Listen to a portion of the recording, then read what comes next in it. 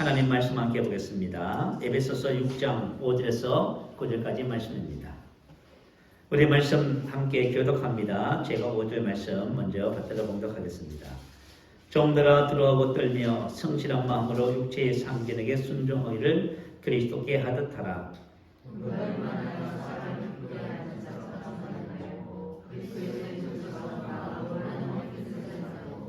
기쁜 마음으로 섬기기를 주께 하듯 하고 사람들에게 하듯 하지 말라.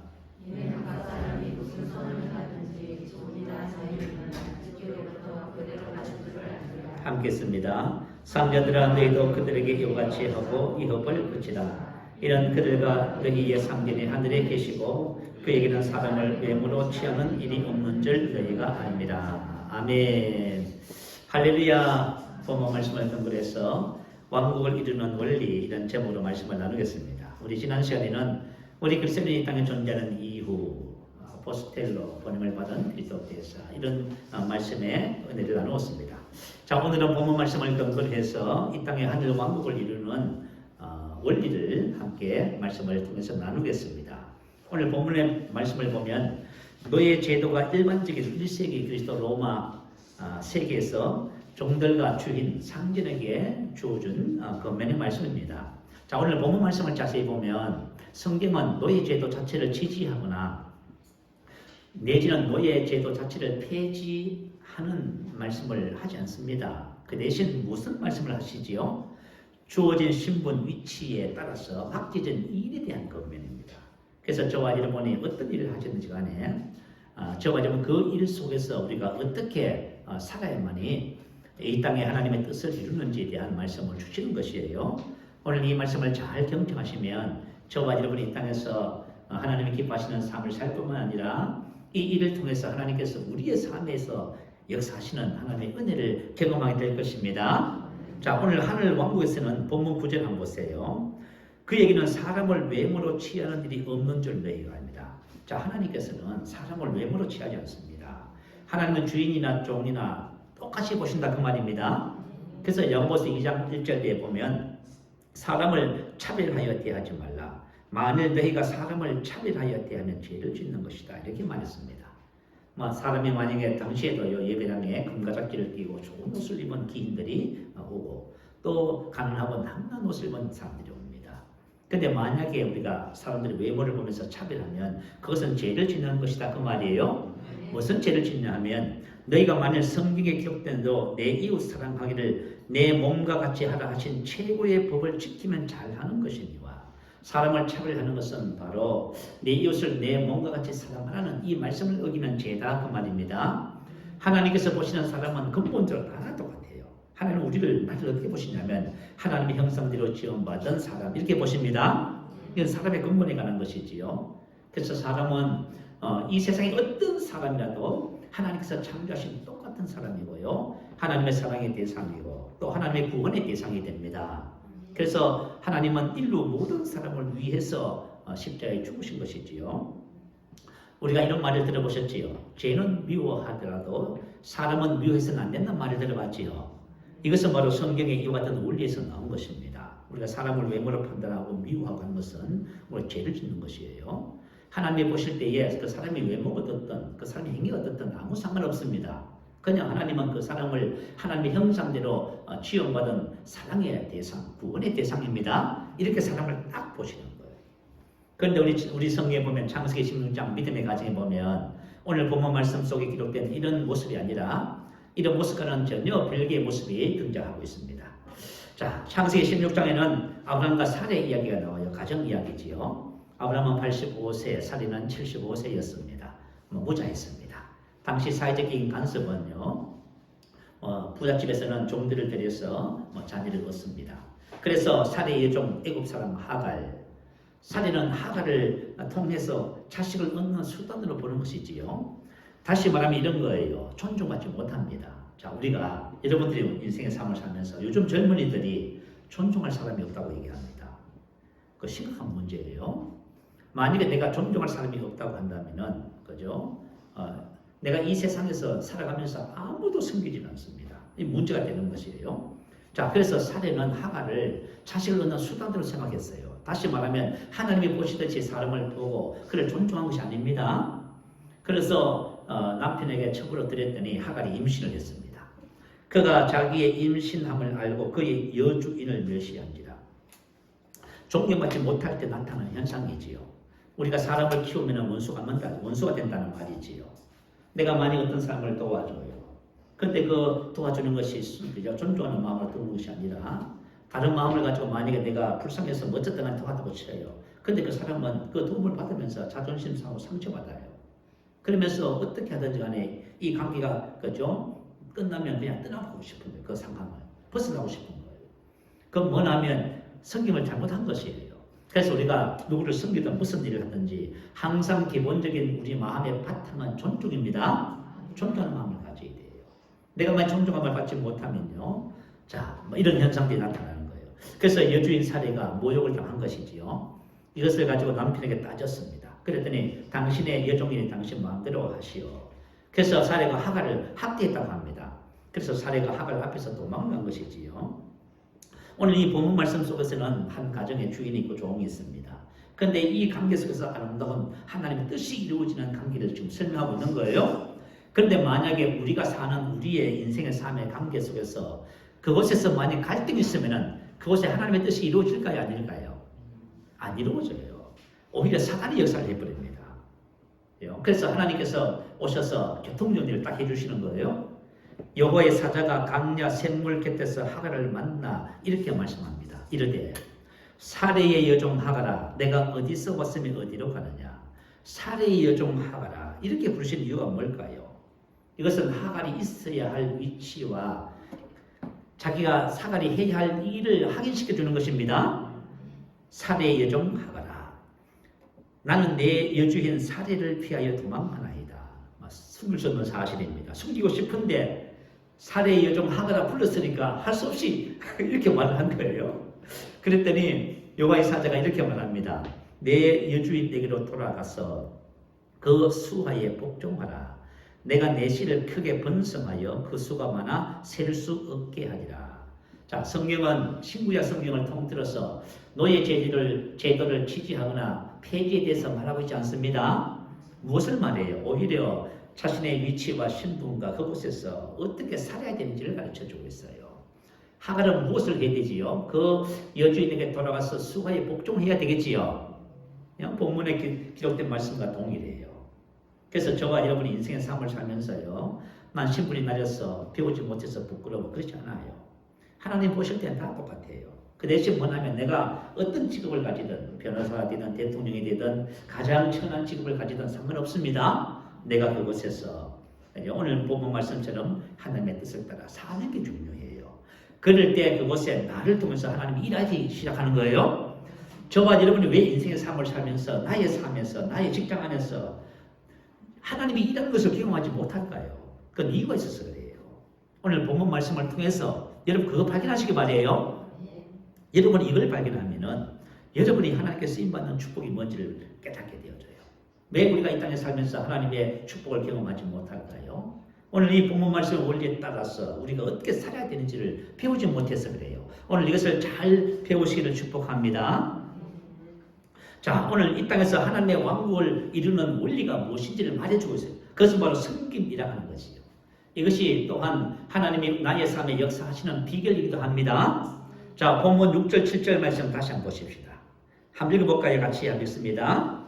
눈가림만 하여 사람을 기쁘게 하는 자처럼 하지 말고 그리스도의 종들처럼 마음으로 하나님의 뜻을 행하고 기쁜 마음으로 섬기기를 죽게 하듯 하고 사람들에게 하듯 하지 말라. 이렇게 기록했습니다. 자, 에베소서 4장 13절에 보면 우리가 다 하나님의 아들을 믿는 것과 아는 일에 하나가 되어 온전한 사람을 이루어 그리스도의 장성한 분량에 충만한 데까지 이르느니. 자, 오늘 에베소서 4장 13절 말씀에 보면은 자, 이렇게 우리가 예수님을 믿고 성장해야 할 이유가 뭐냐면 12절에 있어요. 이는 성들을 온전하게 하여 봉사의 일을 하게 하며 그리스도의 몸을 세우려 하십니다. 자, 다시 말하면 저와 여러분 한 사람 한 사람이 준비되어지는 것입니다. 무엇을 위해서? 섬김의 삶을 위해서. 우리가 저와 여러분 준비돼서 우리가 여러분 가정에서 여러분 직장에서 섬김의 삶을 살잖아요. 그러면 그곳에서 무슨 일이 일어나요? 그리스도의 몸이 세워지는 거예요. 자, 이 땅에 하나님 왕국을 이루는 원리가 뭐냐면 섬김이라고 하는 거예요. 그래서 만약에 저와 여러분이 섬김을 배우지 못했다. 그러면 저와 여러분 삶에 역사하시는 하나님을 만나지 못해요. 하나님의 뜻이 이루어지지 않고 여러분 인생의 삶이 내가 가지고 있는 직장과 일들이 괴로운 겁니다. 힘든 겁니다. 그러나 그렇지 않아요. 우리가 나의 직장 안에서 하나님께서 무엇을 원하시는지를 알고 살아가면은 저와 여러분 그곳에서 축복을 받게 되어 있습니다. 예수님께서 이 땅에 하나님의 왕국을 이루는 원리가 있었습니다. 그것이 뭐지요? 바로 섬김이라고 하는 것이지요. 예수님의 삶의 스타일은 완전한 섬김이었습니다. 섬김 그 자체예요. 자, 예수님의 섬김을 한 예를 한번 찾아볼게요. 누가복음 24장 13절 이하에 보면 자, 예수님께서 부활하신 날입니다. 부활절입니다. 그런데 두 제자가 엠마오로 시리에 빠져서 낙심과 좌절로 내려가고 있습니다. 그런데 예수님께서 어떻게 하셨다 하지요? 그 두 제자를 찾아오셔서 함께 동행했다 하지요. 그러니까 길을 가면서 함께 가시는 거예요. 가시면서 이렇게 질문합니다. 너희가 길 가면서 서로 주고받고 하는 이야기가 무엇이냐? 이렇게 물었습니다. 왜 물으셨을까요? 지금 예수님께서는 시리에 빠진 제자들을 그죠? 필요를 채워서 그들을 회복시키기 위해서 찾아오신 거예요. 섬김이라는 것은 뭐냐면 상대방의 필요를 채워주는 거예요. 그래서 저와 여러분의 섬김을 이제 제대로 잘 배우셔야 돼요. 예수님께서 이렇게 찾아오신 거예요. 찾아오셔서 자 이렇게 질문을 하자 두 제자가 슬픈 빛을 띠고 머물렀어서 자초지정을 말합니다. 왜냐하면 예수님의 제자니까 그동안 있었던 일들을 너무 잘 알 것 아니에요. 그리고 부활절 새벽에 있었던 일까지도 얘기합니다. 또한 우리 중에 어떤 여자들이 새벽에 무덤에 가 예수님의 시신은 보지 못하고 천사들이 예수님 부활했다는 얘기를 들었습니다. 또 우리와 함께한 자 중에서 두어 사람이 무덤에 가 시신을 보지 못했습니다. 그러면서도 뭘 해요? 믿지 못해요. 저와 여러분이 신앙생활 하면서 왜 자꾸 다운되는지 아세요? 하나님 말씀을 못 믿어서 그런 거예요. 여러분. 하나님께서 나에게 주신 지혜와 검색과 능력과 의와 생명을 모르니까 하는 그 끝마다 지금 브레이크를 걸리는 거예요. 문제가 생기고요. 갈등이 생기고 어려움이 생기고요. 그러니까 사실 우리 마음속에 하나님의 왕국 천국이 임하면 의와 평안과 희락이 기본적인 주어지는 은혜입니다. 늘 우리 마음속에 의가 있고요. 평안이 있고요. 즐거움, 기쁨이 있는 거예요. 이게 심령에. 그런데 이게 없다는 것은 뭐냐면 예수를 믿어도 우리 안에 왕국이 하나님의 왕국이 작동을 안 하는 거죠. 그래서 지금 제자들이 예수를 믿어서 부활하신 날 지금 시리와 좌절에 빠져서 내려가고 있는 중이다 그 말이에요. 그래서 예수님께서 그들의 필요를 채워주기 위해서 오신 것입니다. 자, 그래서 예수님께서 제자들에게 어떻게 하셨냐면 이에 모세와 모든 선지자의 글로 시작하여 모든 성경에 쓴 바 자기에 관한 것을 자세히 설명하십니다. 모든 선지자의 글, 모든 성경에 쓴 바. 긴 시간이 필요하겠지요. 근데 주님은 긴 시간이 필요함에도 불구하고 마다하지 않고 지금 제자들의 눈을 열어주기 위해서 지금 섬김의 삶을 살고 계시는 것이지요.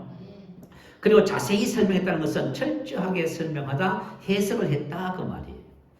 자, 주님께서는 저와 여러분 한 사람 한 사람이 뭘 하고 싶은지 아세요? 여러분에게 진리를 정확하게 가르치고 설명하고 깨닫고 눈을 열어서 여러분들이 진리 안에서 자유하고 하나님의 축복을 받고 하나님의 아들로 살기를 원해요. 사도 바울이 예수님처럼 했어요. 골로새서 1장 28절 이것이 뭐냐면 하나님의 말씀을 이루는 거예요. 하나님의 말씀이 나에게서 이루어지기 시작하면요. 나에게 내 인생에 어떤 일이 벌어지냐면 자 봐요. 우리가 그를 전파하여 각 사람을 권하고 모든 지혜로 각 사람을 가르치면 각 사람을 그리스도 안에서 완전한 자로 세우라. 사도 바울이 한 사람 한 사람 전부 다 그죠? 권하고 말씀을 전파하고 권하고 모든 지혜로 가르쳐서 어떻게 해요? 그 사람은 그리스도 안에서 완전한 축복의 사람으로 주님을 닮아서 이 땅에 하나님의 왕같은 제사장으로 사는 사람으로 이게 다 세우는 것이었어요. 야, 신약교회를 세워서라고 하는 신약교회를 찾아서라고 하는 책이 있어요. 웨인 제이콥스라는 분이 지으셨어요. 여러분 영화 오두막 우리 옛날에 다 본 적 있지요. 근데 이 영화 오두막의 공동 저자 되시는 분이에요. 자, 이분이 이 책에서 이런 글을 써놨습니다. 사람들의 심령 가운데 왕국을 정진시키기 위해 갖춰주기, 촉진하기, 감독하기를 통하여 각 사람들이 예수님과 동행하며 변화받는 관계로 들어가도록 돕는 데 시간을 쓴다고 기록된 부분이 있어요. 자, 이 사람은 어떤 일을 하고 싶어요? 사람들을, 각 사람이 예수님과 동행하며 변화받는 관계로 들어가도록 돕는 데 시간을 쓴다 그 말이에요. 그래서 세 가지를 하는 거예요. 첫 번째가 갖춰주기. 사람들이 그분과 관계를 맺고 자유와 새로운 피조물의 생명 가운데 사는 법을 발견하도록 도와줌으로써 갖춰줍니다. 자, 저와 여러분이 예수를 믿고 주님과 하나됨의 관계를 가지게 됐지요. 그러면 저와 여러분이 뭘 해야 된다고요? 새로운 피조물의 생명 가운데 사는 법을 발견해야 돼요. 그냥 저와 여러분 혼자서 사는 삶이 아니잖아요. 우리 지난주에도 말씀을 나눴지만 주님께서 우리를 위하여 죽으신 목적은 자나 깨나 저와 여러분 그분과 함께 살기를 원하신 거지요. 이걸 발견하셔야 돼요, 여러분들이. 자, 여러분들이 저하고 지금 관계를 가지면서 말씀을 저하고 좀 듣고 있잖아요. 여러분이 뭘 발견하셔야 되냐면 새로운 피조물의 생명 안에서 사는 삶을 발견하셔야 돼요. 할렐루야. 이게 양육반, 우리 교회에서 시행하는 새가족반, 양육반이 하는 일이에요.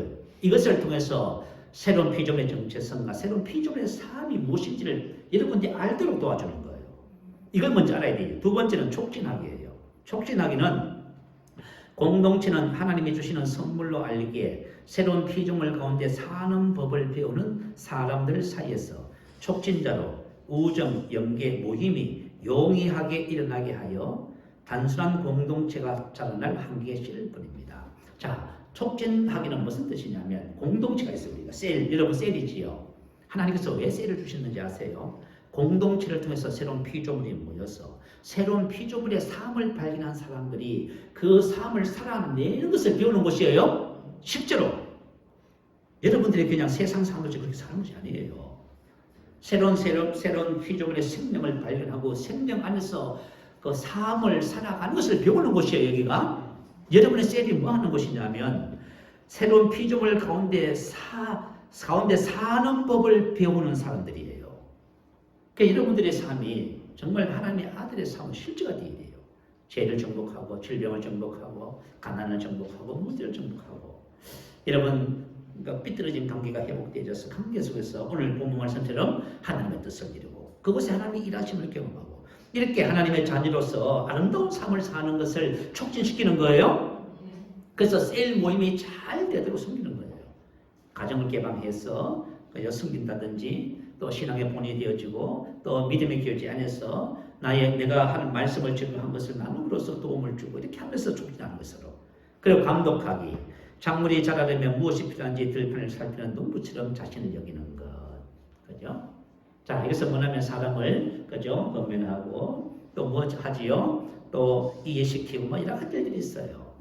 우리가 농작물이 자라면 밭에서 그냥 자랍니까? 아니잖아요. 그죠? 잡초도 뽑아줘야 되고 물도 주고 거름도 해주고요. 가지치기도 해주고요. 또 뭘 합니까? 멍충이도 잡아주고 이런 것들을 하는 자 그래서 예수님과 사도 바울 그리고 우리 믿음의 사람 제자 삼는 제자는 바로 이런 일을 하는 사람을 말합니다. 자 그리고 나서 예수님께서 저녁을 먹는 자리에서 함께 제자들과 함께 했습니다. 자 이때 예수님이 뭘 하셨냐면 또 역시 제자들 섬겨요. 떡을 가지사 축사하시고 떼어 그들에게 주시니 그들의 눈이 밝아졌다. 이렇게 나와 있어요. 자, 복을 빌어주셨다 그 말이에요. 축사하시고 그가 축복하셨다 그 말이에요.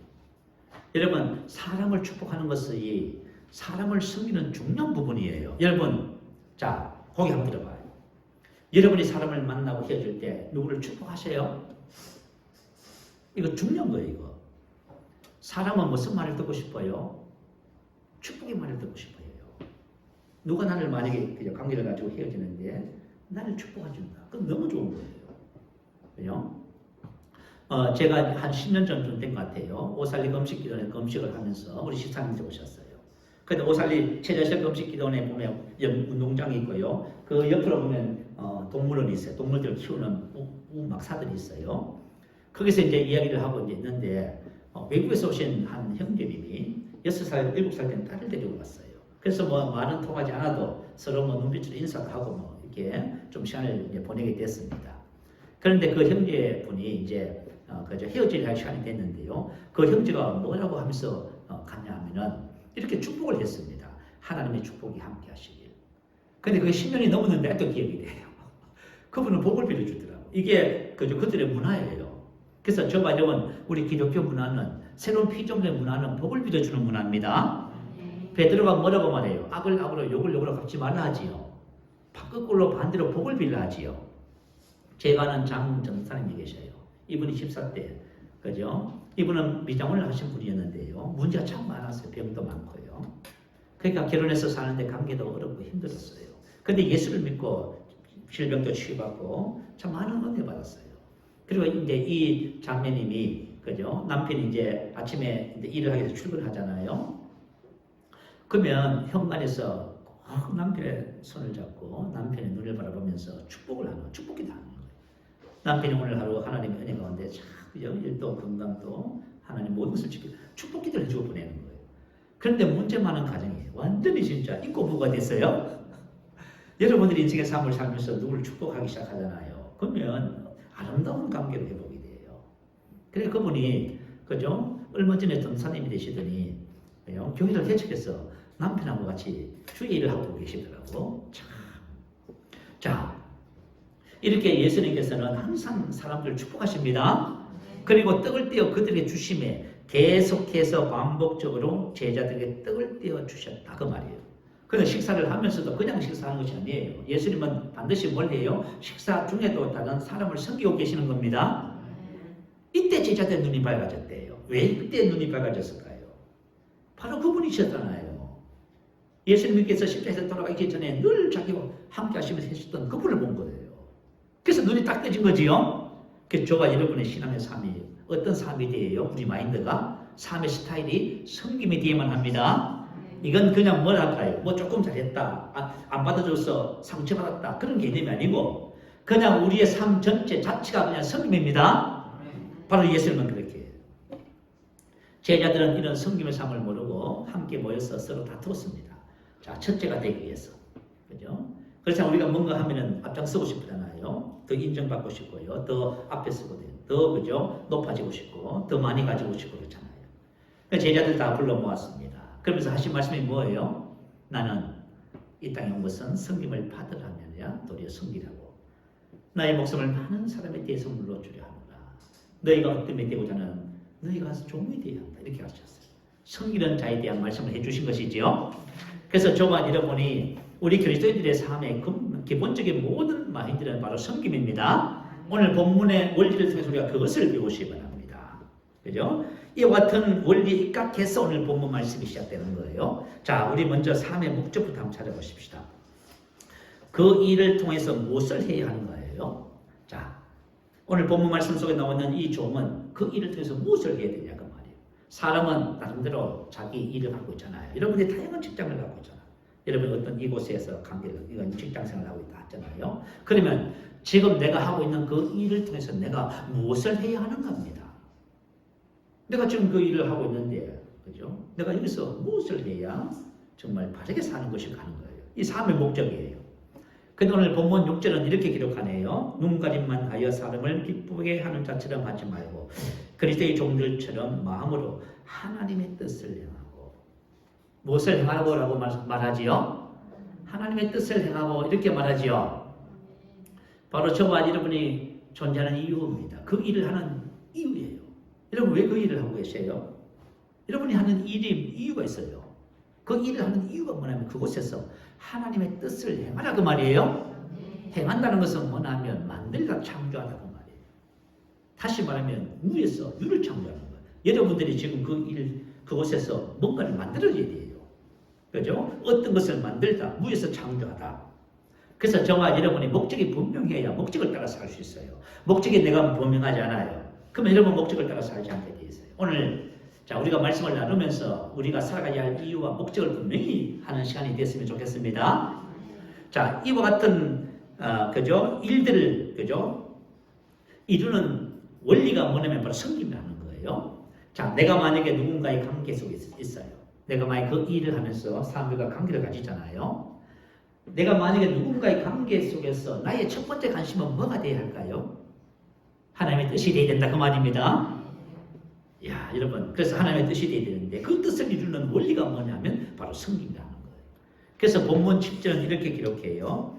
본문 7절 섬기기를 기쁜 마음으로 섬기기를 이렇게 섬기를 둘로 종이 되다 종의 의무를 수행하다 종 노릇하다 섬기다 그 말이에요. 다시 말하면 이제 내가 어떤 곳에 가서 무슨 일을 하면 관계가 형성이 되잖아요. 그러면 내가 그 사람에게 뭐가 돼야 된다고요? 종이 돼야 된다 그 말이에요. 뭐가 돼야 된다고요? 종이 안 되면 못 섬기잖아요. 여러분 부부가 같이 살아요. 그러면 저와 여러분이 관계 속에서 뭐가 돼야 되지요? 종이 돼야 되지요. 그러면 남편은 아내를 섬길 것이고 아내는 남편을 섬겨야 될 것이에요. 그죠? 이게 핵심 포인트 이게 있어요. 종이 되는 것입니다. 할렐루야. 자, 그래서 저와 여러분이 뭐라고 고백해야 되면 나는 종입니다. 이렇게 고백해야 돼요. 자, 본문 6절에 보면 이렇게 기록했어요. 눈가림만 하여 사람을 기쁘게 하는 자처럼 하지 말고 그리스도의 종들처럼 다시 말하면 그리스도의 종이다 그 말이에요.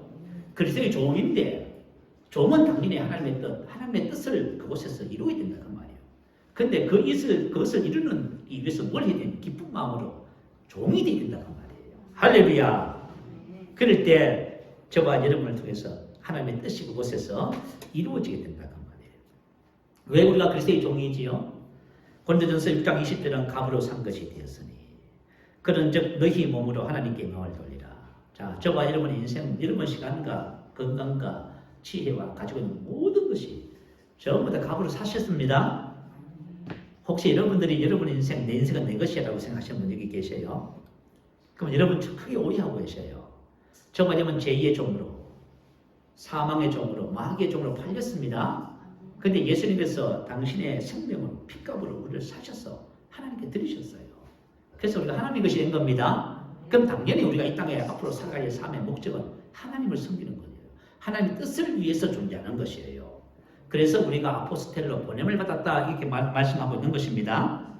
그래서 우리가 그리스도의 소유가 된 겁니다. 그런데 놀라운 것은 우리가 그리스도의 소유가 되면 자유인이 되는 거예요.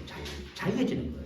그리고 계시록 5장 9절 10절에 보니까요. 사람들을 피로 사서 하나님께 드리시고 그들로 우리 하나님 앞에서 왕들과 제사장으로 삼으셨으니 그들이 땅에서 왕노릇 하리라. 분명히 저와 여러분이 종인데도 불구하고 우리는 이 땅의 왕입니다. 이 땅의 제사장이에요. 그리고 우리가 진정한 자유인이에요. 그리고 이 땅을 소유한 자들이에요. 그러니까 여러분 우리가 여러분 생각에는 종이니까 난 망했어. 그게 아니란 말이에요. 저와 여러분이 이 땅에 왕같은 제사장으로 이 땅의 주인이에요. 저와 여러분이 이 땅의 진정한 자유인이에요. 참된 부유자예요. 자, 그럼에도 불구하고 저와 여러분이 하나님의 영광을 위해서 이 땅에 사람들의 종이 되는 것이에요. 근데 이 종은 아름다운 종이에요. 그게 놀라운 삶이에요. 이 부끄러운 삶이 아니란 말이에요. 이 같은 삶을 위해서 저와 여러분이 지금 삶의 현장에 보내졌어요. 근데 만약에 저와 여러분이 자신의 형편과 처지와 직업을 보면서 자신을 부끄럽게 여기잖아요. 그러면 아무것도 못해요. 자, 사도 바울은 참 어떤 의미에서 보면 그죠? 그의 인생의 삶에서 뭘 할까요? 하나님의 뜻을 이루는 이 섬김을 삶의 첫 번째 목적으로 정한 분 같아요. 사도행전 25장 23절 이하에 보면 종으로서 바울의 섬김이 나와요. 자, 사도 바울의 복음 때문에 죄인으로 잡혔습니다. 사실 죄가 없지요. 그래서 아그리파 왕과 왕비, 천부장과 시중의 높은 사람들 앞에서 재판을 받게 됐습니다. 자, 재판을 받으면 죄가 없으니까 억울하잖아요. 그러면 변명을 하고 빨리 풀려나야 되잖아요. 근데 사도 바울은 거기서 뭘 해요? 그 사람들 섬겨요. 뭐로? 복음으로. 참 놀라운 거예요. 야, 사람이 이렇게 살 수 있을까?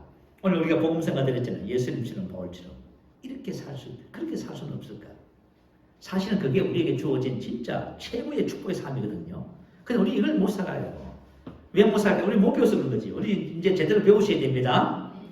근데 그 앞에서 그 재판을 받는 자리에서 그리스도를 전해요. 자, 그러자 재판장 아그리파 왕이 이렇게 말합니다. 내가 적은 말로 나를 권하여 그리스도인이 되게 하려 하는도다. 하샤 세상에. 그 속에서 뭐 해요? 복음으로 그들을 섬기는 거예요. 여러분, 우리가 복음은 사람을 섬기도록 주신 거예요? 복음은 사람을 섬기도록 주신 거예요. 바울이 이렇게 말합니다.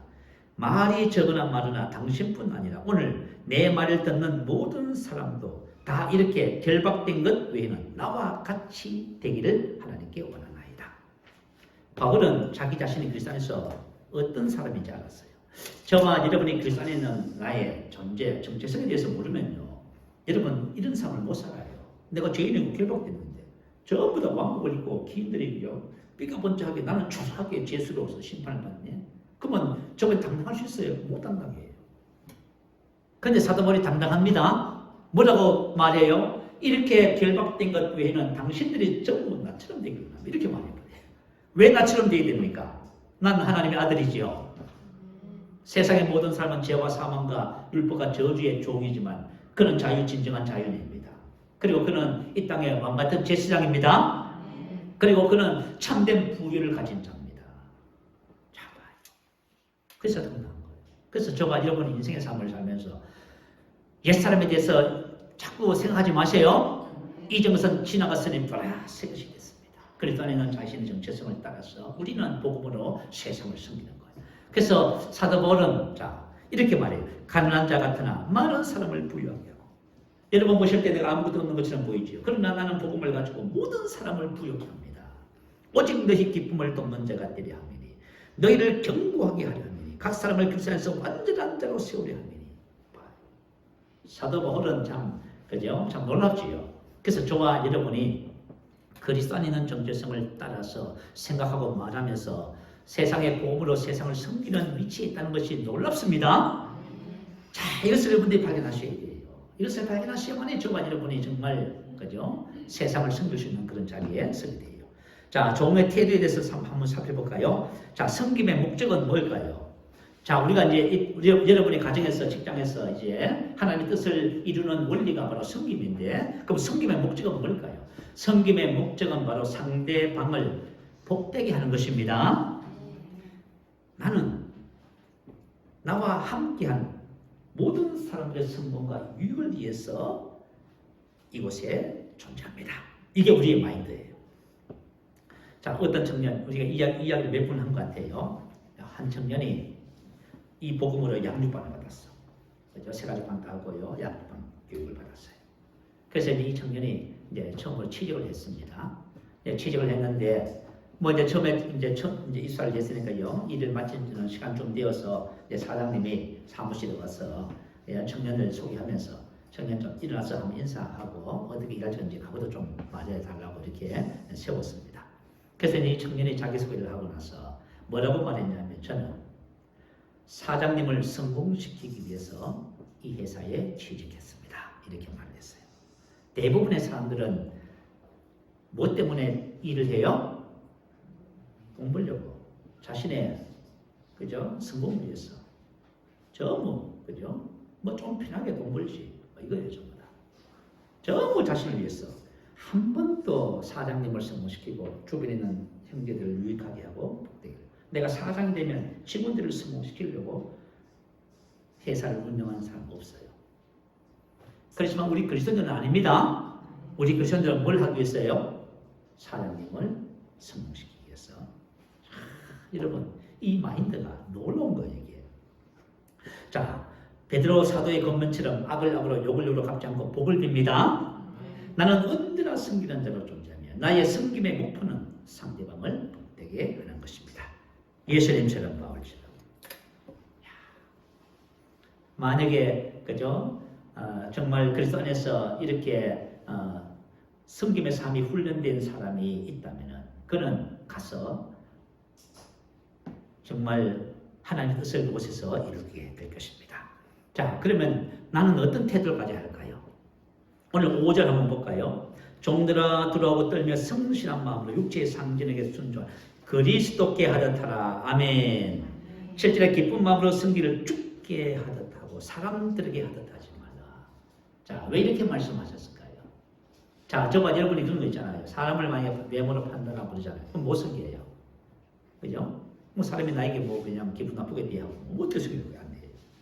그러니까 저와 여러분이 어떤 태도를 가져야 되냐면 내가 저 사람을 섬길 때 그리스도께 하는 겁니다. 그리스도에게 하는 거예요, 이게. 왜 그러냐면 마태복음 25장 40절에 보면 내가 진실로 너희에게 이르노니 너희가 여기 내 형제 중에 지극히 작은 자 하나에게 한 것이 곧 내게 한 것이라.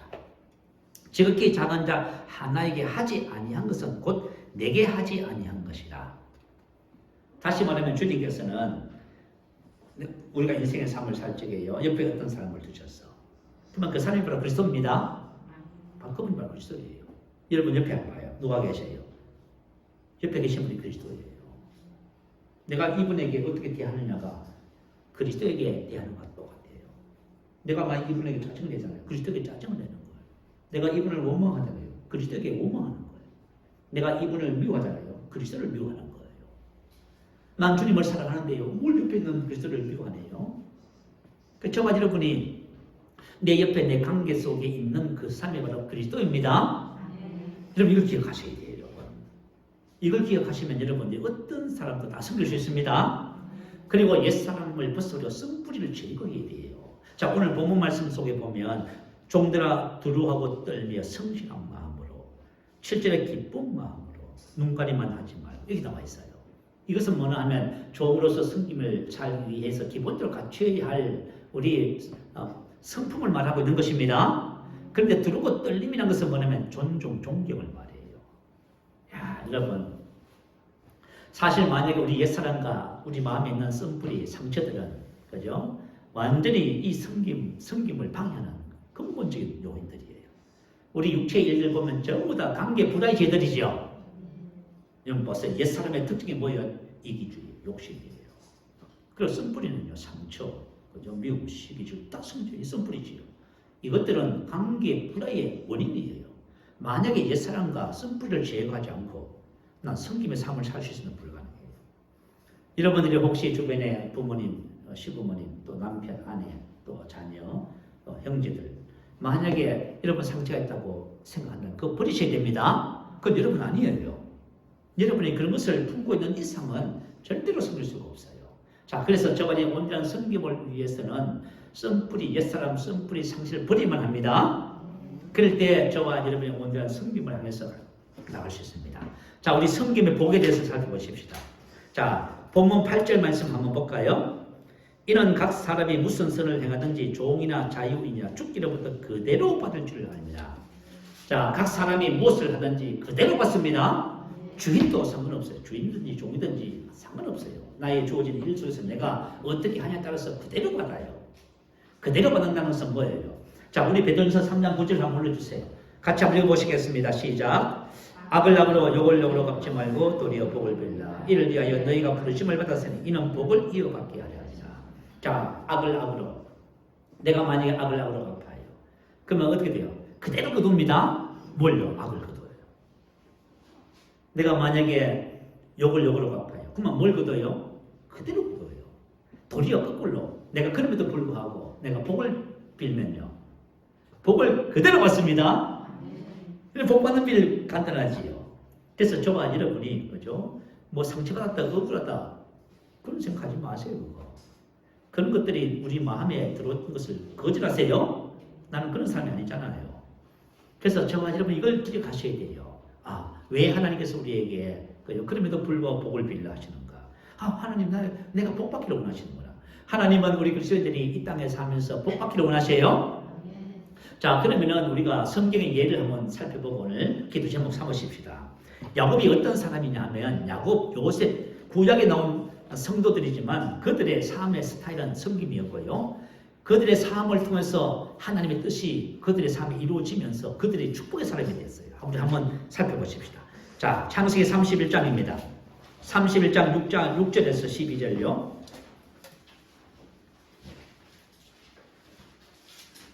창세기 31장 6절 12절. 저와 여러분이 오늘 이 말씀을 같이 나누면요, 여러분 눈이 딱 뜨질 거예요. 아, 나의 삶에 하나님께서 이렇게 역사하시는구나. 내가 하나님과 함께 이 일을 하면은, 하나님 이렇게 역사하시네? 이걸 발견하게 될 거예요. 그래서 저와 여러분의 삶이 그냥, 여러분 혼자서 사는 고아의 삶이 아니에요. 우리는 하나님과 함께 그 일을 하면서 하나님의 축복을 받는 인생이 됩니다. 자, 제가 6절부터 한번 읽어드릴게요. 다 들어보세요. 그대들도 알거니와 내가 힘을 다하여 그대들의 아버지를 섬기거늘. 이거는 뭐냐 하면 야곱이 이제 고향을 떠나 주기를 하면서요. 외삼촌의 두 딸을 아내로 삼았어요. 그 두 딸이겠지만 하는 말이에요. 그대들도 알거니와 내가 힘을 다하여 그대들 아버지. 자, 요셉의 야곱의 마인드가 뭐지요? 섬기는 자지요. 힘을 다하여 그대들의 아버지를 섬겼다는 거예요. 그대들의 아버지가 나를 속여 품삯을 10번이나 변경하였느니라. 그러나 하나님이 그를 막으사 나를 해치지 못하게 하였으며. 봐요. 그 아버지는 조카에게 품삯을 안 주려고 전부 10번이나 다시 말하면 이건 진짜 보통은 여러분 많이 직장생활 했는데 20년 동안 직장생활 했는데 20년 동안 품삯 안 주려고 전부 다 외삼촌이 나를 속여 먹었어. 그럼 여러분 어떻게 여러분 아마 돌아가실 것 같은데 열받아서 근데 야곱은 난 성경을 보면서 성경에 나와 있는 하나님의 자녀들의 마인드가 어떤 마인드냐 하면 뭐 대적하고 분노하고 뭐 억울하고 그런 거 없어요? 저가 지금 옛사람이 옛성에 죽었습니다. 새 사람은 어떤 마인드를 가지고요? 그곳에서 그죠? 하나님의 뜻을 위해서 성김의 삶을 사는 거예요. 그랬더니 하나님께서 그곳에서 일을 하시기 시작하는 거예요. 나의 삶에 하나님 일하지 않을까? 이게 없는 거, 이게 없어요. 이게 없으니까 하나님 일할 수 없는 거예요. 전부 자기 욕심을 위해서 일하고 있는데 그거 어떻게 할 거예요? 이게 문제가 되는 거예요. 자, 그랬더니 8절 그가 이르기를 점 있는 것이 내 싹이 되리라. 그만 정말 점 있는 것이다. 하나님께서 탐을 뺏어서 뭘 했다고요? 야곱에게 주셨다는 것이에요. 자, 그래서 11절 한번 볼게요. 꿈에 하나님의 사자가 내게 말씀하시를 야곱아 하기로 내가 대답하기를 여기 있나이다 하며 이르시되 내 눈을 들어보라. 양떼를 탄 수양은 다 얼룩무늬 있는 것, 점 있는 것과 아론진 것이니 자, 라반이 내게 행한 모든 것을 내가 보았느니라. 자, 하나님은 그것을 다 보고 계셨다 그 말이에요. 그러니까 저와 여러분 인생의 삶을 살면서 뭐 억울하다, 상처받았다 말할 거 하나도 없어요. 여러분의 삶, 우리의 삶을 누가 다 보고 계셔요? 하나님이 다 보고 계셔요. 하나님이 다 보고 계시고 저와 여러분이 유익되도록 그 모든 상황을 바꿔주시는 겁니다. 지금 하나님이 그 일을 하셨다는 거예요. 지금 이게 이 상황이. 그러니까 저와 여러분이 만약에 힘들다, 어렵다, 억울하다 뭐 하면서 그 현장을 벗어나잖아요. 그럼 하나님이 일할 기회가 없잖아요. 하나님이 일할 수 있는 기회가 이렇게 만들어지는 거예요. 그러면 야곱이 어떻게 생겼냐 하면 참 기가 막혀요. 창세기 31장 한번 봐요. 38절 40절요. 한번 넘겨보세요. 내가 이 20년을 외삼촌과 함께 하였거니와 외삼촌의 암양거지나 암연소들이 낙태하지 아니하였고 또 외삼촌의 양떼의 수량을 내가 먹지 아니하였으며 물로 찢긴 것은 내가 외삼촌에게로 가져가지 아니하고 낮에 도적을 맞았든지 밤에 도적을 맞았든지 외삼촌이 그것을 내 손에 찾았으므로 아니 세상에 도둑 맞았는데 물로 찢겨 죽었는데 그걸 누구한테 찾았어요? 누가 이랬으니까 니 책임져 그만 조카가요. 월급도 안 주면서 그러면 여러분 더 일하겠어요? 못하지? 그랬다는 거예요 지금. 내가 스스로 그것을 보충했고 내가 이와 같이 낮에는 더위와 밤에는 추위를 무릅쓰고 눈 붙일 겨를도 없이 지내었나이다. 내가 외삼촌의 집에 있는 이 20년 동안 외삼촌의 두 딸을 위하여 14년 외삼촌의 양떼를 위하여 6년을 외삼촌에게 봉사하였거니와 아바드 섬겼다. 외삼촌께서 내 품삯을 10번이나 바꾸셨으며 외삼촌은 뭘 했다고요? 월급 안 주려고 계속 야곱을 조카를 속였다 그 말이에요. 그럼에도 불구하고 야곱이 계속 섬김 일을 했더니 하나님께서 뭘 하셨다? 교통정지를 하셨다 그 말이에요. 라반은 조카에게 악을 행했지요. 하나님이 악을 갚아주시고 그럼에도 불구하고 조카 야곱은 외삼촌에게 선을 행했지요. 선으로 갚아주시고 그랬다 그 말이에요. 그죠? 그 하나님께서 다 보시고 어떻게 해요? 하나님이 일하셨다. 자, 그러면 하나님께서 야곱을 그곳에 보내셔서 야곱에게 섬김의 삶을 살게.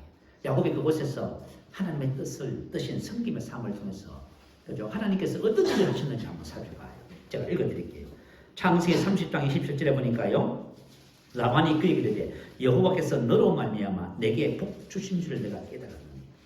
하나님께서 야곱의 섬김을 통해서 라반에게 뭘 주셨다고요? 복을 주셨다고. 복을 주셨는데 하나님이 주셨다는 것이 알아치도록 복을 주신 거예요. 말이죠. 자, 이게 바로 하나님께서 저와 여러분을 통해서 그곳에서 하고자 하시는 일이에요. 하나님은 저와 여러분 한 사람 한 사람을 그곳에 보내셔서 그곳에서 뭘 하기를 원하시냐면 우리를 통해서 그것을 복되게 해서 하나님을 발견하도록 만드신다는 말이에요. 왜요? 그 사람이 그곳에 하나님의 나라 왕국을 건설하려고 해요. 야, 이 놀라운 비밀이 우리 삶에 있다고 말이에요. 이게. 근데 어떻게 했어요? 라반은 안타깝게도 야곱을 선대하지 못했지요. 복덩어리인데. 자, 저와 여러분 이 땅에 아브라함의 복입니다. 다시 말해 복덩어리예요. 여러분이 여러분 가정에서 이 일을 감당하잖아요. 여러분 자녀, 남편 모든 사람 전부 다 복 받습니다. 다 여러분 다 알잖아. 여러분 간증 많이 듣잖아. 한 사람이 예수를 믿어서 그곳에서 그리스도 이름으로 그죠 가정을 섬기고 시작했을 때 전부 다 가정이 회복되고 일어나는 거 다 여러분 간증 듣잖아. 수없이 듣잖아요. 여러분 이 간증의 주인공이 여러분 되시기 바래요. 하나님께서 이 땅의 교회를 세우기, 이 땅의 하나님의 왕국을 세우기 위해서 우리를 통해서 일하기를 원하셔요. 자, 근데 외삼촌 나반은 그럼에도 불구하고 하나님을 받아들이지 못했어요. 자, 오늘 야곱은 어떤 일을 했는지 한번 살펴보십니다. 창세기 39장입니다. 창세기 39장 1절 5절. 자, 오늘 이 요셉을 통해서 또 우리가 똑같은 하나님의 원리, 오늘 본문 말씀과 똑같은 원리를 발견해요. 창세기 39장 1절 5절 제가 읽어드립니다. 요셉이 이끌려 애굽에 내려가매 바로의 신하 친위대장 애굽 사람 보디발이 그를 그리로 데려간 이스마엘 사람의 손에서 요셉을 산이라. 여호와께서 요셉과 함께 하심으로 그가 형통한 자가 되어 그의 주인 애굽 사람의 집에 있으니 그의 주인이 여호와께서 그와 함께 하심을 보고 또 여호와께서 그의 범사에 형통하게 하심을 보았더라. 요셉이 그의 주인에게 은혜를 입어 섬김에 그가 요셉을 가정충으로 삼고 자기의 소유를 다 그의 손에 위탁하니 그가 요셉에게 자기의 집과 그의 모든 소유물을 위탁하게 한 때로부터 여호와께서 요셉을 위하여 그 애국 사람의 집에 복을 내리심으로 여호와의 복이 그 집과 밭에 있는 모든 소유에 미친지라. 요셉은 17세 나이에 어떻게 보면 신분상 종이 되어버렸네요. 자, 요셉이 종으로 어떻든 보디발 집에 보냄을 받았습니다. 근데 요셉이 그곳에서 뭘 했다고요? 섬긴대요. 여러분 종이라고 다 여러분들이 많이 직장에 간다고 해서 사장님을 섬기지 않습니다. 여러분을 위해서 일할 가능성이 너무 많아요. 섬긴다는 것은 그런 개념이 아니에요. 섬긴다고 하는 개념은 상대방을 유익되게 하고 복되게 하는 거예요. 상대방을 성공시키는 거예요. 이런 개념을 가지면요. 저와 여러분 삶에 누가 일하냐? 하나님이 일하기 시작하는 거예요. 자, 요셉은 무슨 일을 할 때마다 어떻게 했지요? 하나님의 이름을 했지요. 하나님과 함께 그곳에서 하나님의 뜻을 이루기 위해서 섬김의 삶을 사는 거예요. 자, 그래서 저게 하나님이 뭘 하신다고요? 하나님이 일하기 시작하는 거예요. 나의 삶에 여러분 직장에서 여러분 취직해 여러분이 지금 일하고 있는 그곳에서 어떻게 하나님께서 일하신다고요? 이렇게 하는 일이에요. 그래서 골로새서 3장 17절 한번 읽어주세요. 한번 읽어보십시오. 시작. 또 무엇을 하든지 말이나 일이나 다 주 예수의 이름으로 그를 힘입어 하나님 아버지께 감사하라. 자, 저와 여러분 무엇을 하든지 간에 말이나 일이나 다 주 예수 안에서 예수님 이름으로 하면은 그를 힘입어 그분이 일하시는 거예요. 그분이 역사하는 거예요, 여러분. 그죠? 그래서 보디발은 요셉을 통해서 누구를 발견해요? 하나님을 발견해요. 그곳에 뭐가 세워진다고요? 하나님 왕국이 세워져요. 야. 그래서 저와 여러분이 인생의 삶을 살면서 최고의 복이 뭐냐면 바로 저와 여러분 누군지를 아는 거예요. 여러분이 그냥 세상 사람들처럼 평범하게 그렇게 사는 사람들이 아니에요. 저와 여러분 세상에 살지만 세상에 속하지 않습니다. 예수님께서 우리를 아포스텔로 그곳에 파송했어요. 무엇을 위해서요? 주님께서 이 땅에 이루실 목적을 위해서 파송했어요. 내가 그것을 위해서 살잖아요. 그러면 누가 일해요? 주님이 일하셔요. 그래서 주님께서 여러분을 오늘 보니까 요셉을 위해서 애국 사람 보디발의 집에 복을 주셨다 하죠. 하나님의 역사하심을 여러분 기억하게 돼 있어요. 자, 우리 각자는 일하는 가정과 삶의 현장에서 관계를 가지고 있습니다. 그 관계는 무엇을 위해서 주어진 거 허락된 거예요? 하나님의 뜻을 이루기 위해서 각자에게 허락하신 거. 그 관계는 다른 사람이 대신할 수 없어요. 제가 여러분의 남편을, 여러분의 아내를 대신할 수 없어. 맞지요? 여러분의 직장에서 지금 일하는 그곳의 사장님과 옆에 주변 동료들을 내가 대신할 수 없어요. 나는 그곳에 관계없어요. 근데 여러분은 뭐예요? 여러분 그곳에 하나님이 보내신 거예요? 여러분 그 관계 속에서 뭘 하라고요? 그때 여러분이 존귀한 자가 되는 거예요. 여러분, 우리 인생의 삶을 살면서요, 하나님의 말씀을 따라서 오늘 우리가 복음성과 찬양하면서 하나님의 말씀에 목숨을 거는 자 있지요. 한 삶을 찾으신다 하지요. 그런데 말이죠, 우리가 이 복음을 해보면서 하나님의 말씀에 목숨을 거는 사람을 만나요. 지금 그리스도 대사 교회에 권혁구 목사님이라는 분이 지금 담임 목사님 되셨잖아요. 그 목사님이 서울에도 이제 그죠 교회가 있어요. 근데 그 교회에 나이가 30, 40대가 다 된 사람인데 운전면허증도 없이 아무것도 없고 그런 분이 한 분 남자분이 오셨어. 근데 이분이 하나님의 말씀을 양육을 받는데 말씀에 목숨을 거는 거예요. 참 말씀에 목숨을 거니까요. 어떤 일이 벌어져요? 하나님이 일하기 시작하는 거예요. 그래가지고 그 교회에 그죠 제일 믿음 좋은 셀 리더에게 권혁구 목사님이 이 총각을 소개시켰어. 결혼해. 세상에. 그러니까 이 남자를 데리고 집에 갔더니 전부 다 봤네. 뭐 이런 남자를 어떻게 받아들여? 그런데 이 자매가 뭐예요? 이 자매는 자기도 믿음의 사람이면 이 사람이 누군지 알아. 믿음의 사람. 그 결혼을 했어요. 그래서 저와 여러분의 인생의 삶이 있어서 정말 하나님께서 주신 복음을 따라서 우리의 정체성을 따라 우리가 보냄을 받은 그곳에서 하나님의 뜻을 이루는 성김의 삶을 살기 시작하면 여러분이 가장 귀한 존재가 됩니다. 여러분 축복의 사람이에요. 이 성경에 기록될 이런 인물이 되는 거예요. 그죠? 여러분 이런 인생을 살게 되시길 바라요. 이것은 뭐냐면 뭐 영혼 구원한다, 전도한다 그런 개념이 아니에요, 여러분. 우리의 삶 자체는 뭐지요? 하나님의 영광을 위한 삶입니다. 나의 삶을 통해서 하나님이 보여지고 하나님의 사랑이 하심이 증거되는 거예요, 여러분. 이와 같은 삶을 살 때 여러분의 인생은 복된 인생입니다. 그럴 때 많은 사람은 구원받게 되고 그곳에 하나님의 왕국은 건설됩니다. 오늘 말씀을 생각하면서 할렐루야 우리 한번 크게 부르시기도 합니다. 할렐루야.